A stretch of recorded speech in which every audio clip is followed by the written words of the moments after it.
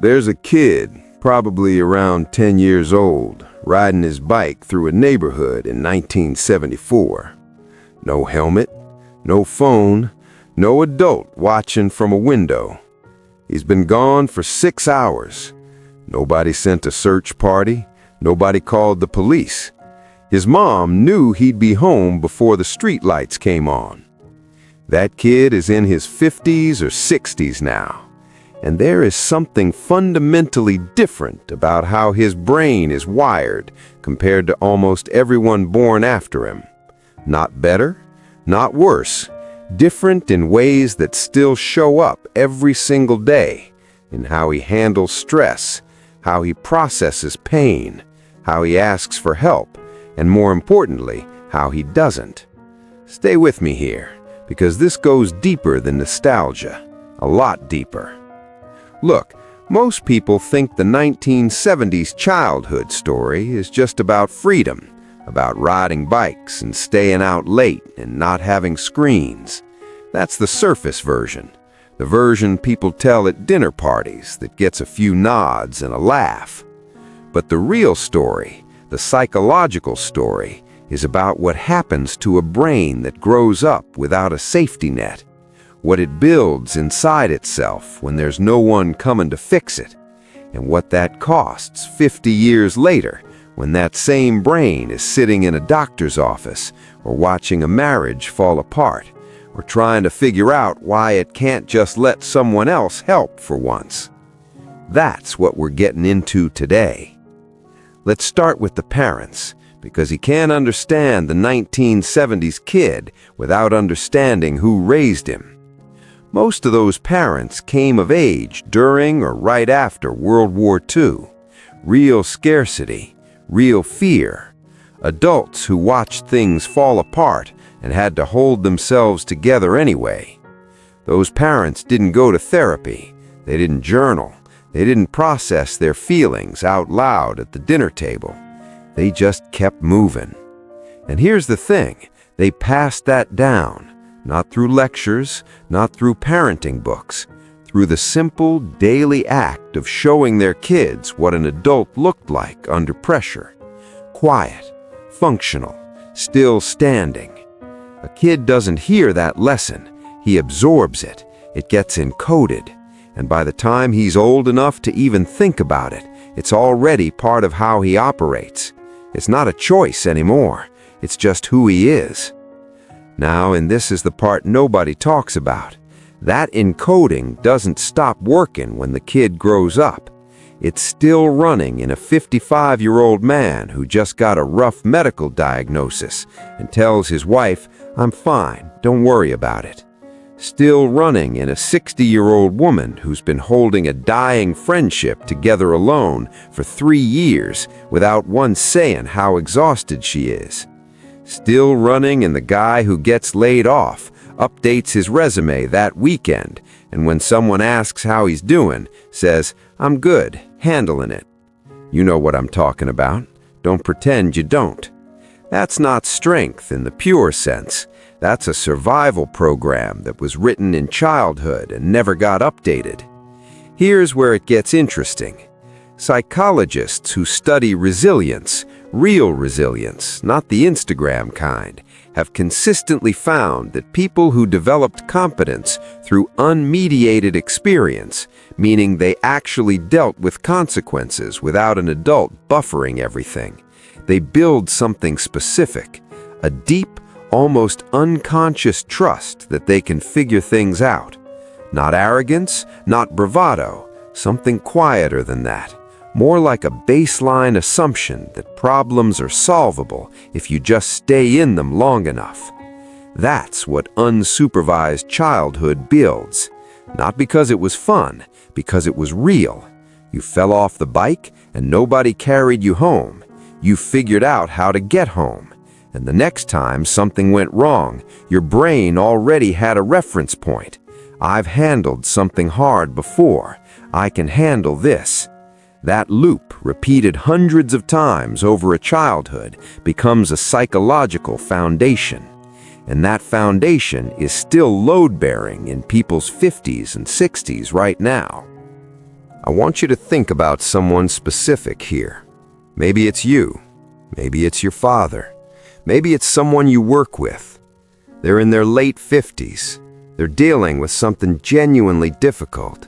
A health scare, a marriage that's been struggling for years, a relationship with an adult child that never quite got repaired. And when you ask them how they're doing, they give you the same answer every time. I'm managing. Not because they're lying, not because they're in denial, because somewhere in their formation, the act of saying, "This is hard and I don't know what to do," got filed under weakness. And weakness wasn't something the adults around them displayed, ever. I'm not saying it's wrong. I'm saying it has a cost. And that cost tends to show up loudest in the second half of life. If any of this is hitting close to home, drop your birth year in the comments right now. I want to know who's in the room.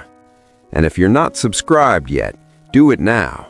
The next video goes even deeper into this, and you don't want to come back and find you missed it. Here's something that doesn't get said enough. The 1970s generation sits in a completely unique psychological position. They're old enough to have formed their entire identity before the internet existed, before the phone became a portal, before every moment of boredom got interrupted before it could turn into anything. They know what boredom actually feels like, what it produces, the weird creativity that comes out of having nothing to do and no one to call. And they're young enough to be fully present as everything changed. They watched it happen in real time, went from a rotary phone in the kitchen to a supercomputer in their pocket inside a single lifetime. That's not a small thing. That's a massive shift. And they navigated it as adults, which means they could still compare. They had a before. Most people alive today don't have a before. They only have this. And honestly, that position, one foot in the old world, one foot in the new, creates a specific kind of isolation that's hard to name. They can see both worlds clearly. They know what was lost, they know what was gained, and neither conversation fully satisfies them because most people they talk to only lived one side of it. Not gonna lie, that creates something interesting in midlife. A lot of people in this cohort describe a feeling that's hard to put into words. It's not quite nostalgia. It's not quite superiority. It's more like they can see both worlds clearly, and neither one is entirely right. And that clarity is sometimes isolating. Here's a moment a lot of them describe. They're sitting with their adult kids, maybe Thanksgiving, maybe just a regular Sunday, and they start telling a story about their childhood, the freedom, the unsupervised hours, the days that had no adult structure whatsoever. And their kid is listening, nodding, but somewhere in the middle of telling it, the parent realizes something. They're not just describing a different decade, they're describing a different psychological environment, one that produced a completely different set of instincts. And their kid, who grew up with the internet and scheduled play dates and a phone in their hand at 12, genuinely cannot map that experience onto anything they've lived. That's not the kid's fault. It's just they only have this. They don't have a before. And sitting with that gap quietly at your own dinner table, that's a specific kind of lonely that doesn't have a clean name. They're sitting at a holiday dinner, watching younger family members scroll through phones between bites, and they don't say anything.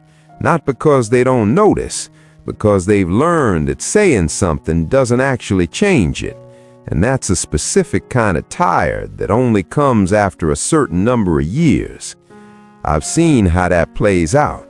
You say something once, maybe twice, and then you just stop. Not out of giving up, out of accepting what's actually in your control. That's different from resignation. That's a recalibration that takes decades to arrive at. Let's be real about the trade-off here. Because there is one. The stoicism is real. The competence is real. The "I'll figure it out" reflex is a genuine psychological asset, and a lot of people in this cohort are still running on it daily in their 60s. But here's the other side. The relationships that stayed shallow because going deeper felt unnecessary. The health issues that got managed privately for years longer than they should have. The help that was never asked for and therefore never given. The emotional vocabulary that just never got developed because the environment never required it. Both of those things came out of the same formation. I'm not saying the 1970s childhood was wrong. I'm saying it built something specific. And like anything built under specific conditions, it works brilliantly in some situations and quietly fails in others. That's the part most people in this cohort are starting to sit with now. And then there's something even quieter than that. Something most people in this group have never said out loud. They have a complicated relationship with rest. Not sleep, actual rest. The kind where you're not solving anything, not producing anything, not moving toward anything, just existing without a task attached to it.